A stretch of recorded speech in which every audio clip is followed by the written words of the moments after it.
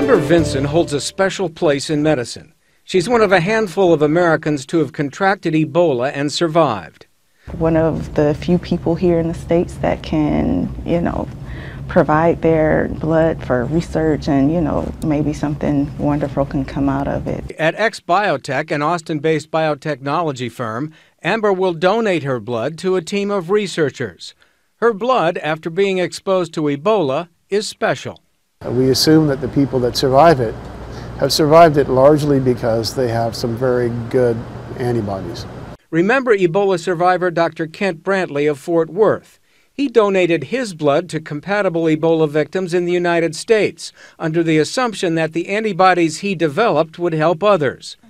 Biotech and Amber Vinson hope to take that process one step further, to make a drug out of Amber's antibodies to help others fight the disease. Before I've talked to any company, people would say, well, you should sell your blood for however many hundreds of dollars for, but that's not where my heart is. Biotech will donate 5% of its gross revenues on any Ebola drug emanating from Amber to care for Ebola victims who can't afford care, wherever they are. We were going ahead with this project on the basis of making it available to everyone, one way or another.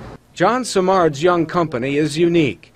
Instead of engineering antibodies in a complicated process like conventional biotechnology, it clones them from disease-resistant humans and then produces them in these large temperature and gas-controlled plastic bags, which create a compatible environment in which the cells can flourish. We can produce unlimited quantities of this unique antibody that this patient will have in a very, very simple, low-cost infrastructure.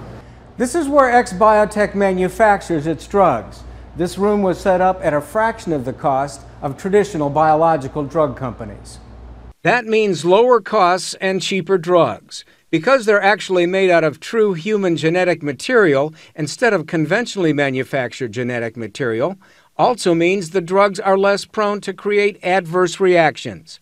The process still begins with the tricky task of isolating Amber's antibodies and determining how they will react with some of the genetic material in Ebola. We have to make some model proteins that are associated with the virus to see, and then see where the antibodies interact with them. Simard says he could have some candidate antibodies in as little as 3 months, and that's great news for Amber Vinson.